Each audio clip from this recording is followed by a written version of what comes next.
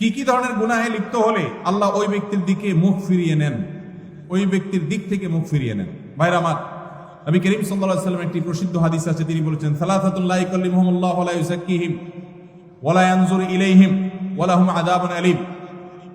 তিন শ্রেণী মানুষ আছে, তাদের জন্য চারটা শাস্তি হবে। কয়টা শাস্তি হবে? চারটা। কয় শ্রেণী মানুষের জন্য? তিন শ্রেণী মানুষের জন্য। নাম্বার 1, শাইখুন জানি, যে ব্যক্তি বয়স্ক হয়ে ব্যভিচারে লিপ্ত হয়েছে, এই ব্যক্তির সাথে আল্লাহ কিয়ামতের দিন কথা বলবেন না, আল্লাহ তাকে পবিত্র করবেন না, তার দিকে চেয়ে তাকাবেন না, এবং তাকে কঠোর শাস্তি দিবেন যে সে প্রাপ্তবয়স্ক বিবাহিত বৃদ্ধ, এরপরও সে জিনায় কেন লিপ্ত হলো।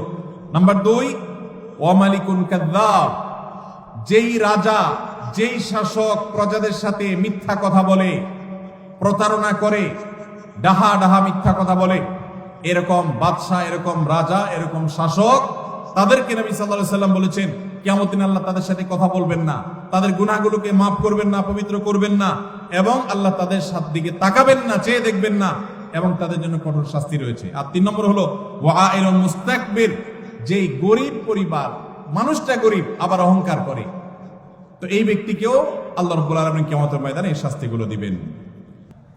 3 রাকাত নামাজে 5-7 বার হাই আসে, কিন্তু সারাদিন রাতে একবারও আসে না। এখন করণীয়, ভাইরা আমার, হাই আসার একটা বিশেষ কারণ আছে, সেটা হলো সাধারণত সেহেরের রোগী, ব্ল্যাক ম্যাজিক যেটাকে বলা হয়। আজকাল আধুনিক যুগের অনেক মানুষ আছেন যারা ব্ল্যাক ম্যাজিক বিশ্বাস করেন না।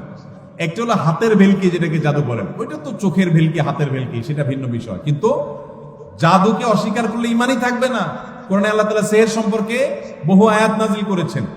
আর জাদুর বাস্তবতা বোঝার জন্য আপনার শুধুমাত্র সত্যানুসন্ধানে দৃষ্টি থাকা দরকার। আপনি একটু তাকালে দেখতে পাবেন যে কিভাবে আল্লাহ তাআলার কোরআন কাজ করে মিরাকলের মতো। শুধু জাদুর রোগীকে যে ট্রিটমেন্ট করা হয়, কোরআন দিয়ে রুকিয়া করা হয়, এটা দেখলে আপনার ঈমান বেড়ে যাবে।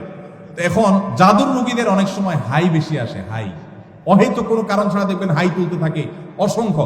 বিশেষ করে কোরআন তেলাওয়াত করলে এবং নামাজে দাঁড়ালে অস্বাভাবিক পর্যায়ে হাই আসা, এটা বেশিরভাগ ক্ষেত্রে সেহেরের আলামত হয়ে থাকে। আবার অনেকে সাধারণ অবস্থাতেও আসে।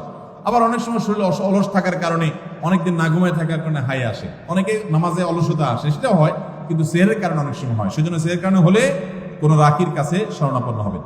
পরীক্ষার খাতায় বা কুইজে ভুল লিখে আসলে পরবর্তীতে দোয়া করে ভুল উত্তর সঠিক করার কোনো উপায় আছে কিনা? লা হাওলা ওয়ালা কুওয়াতা। এটা কি প্রশ্ন না তামাশা? হ্যাঁ, একবার আমার নামও লিখে দিয়েছি শেষে দিয়ে সুন্দর করে। ভাই, এই প্রশ্ন আমার ফাঁকিবাজ ছাত্র ভাইয়ের প্রশ্ন। আপনাদেরকে একটা মার্কা দেই, মার্কা, একটা আলামত দেই, ফাঁকিবাজ ছাত্র বোঝার একটা আলামত।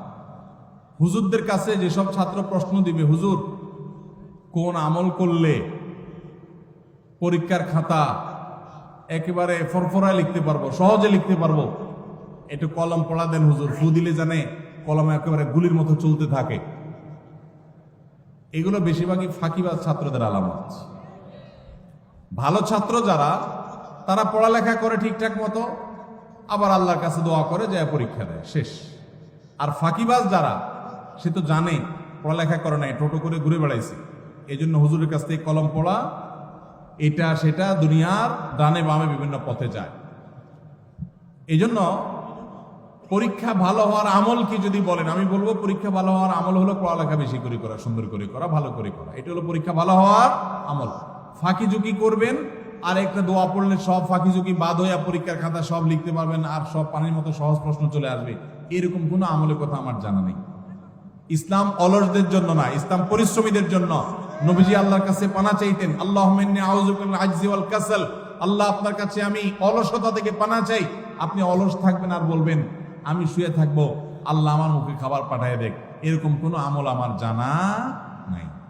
অতএব ভালো করে পড়ালেখা করবেন তো ইনশাআল্লাহ ছাত্র ভাইরা, মনোযোগ দিয়ে পড়াশোনা করবেন এবং আল্লাহর কাছে দোয়া করবেন, আল্লাহ ইনশাআল্লাহ সাকসেস করবেন।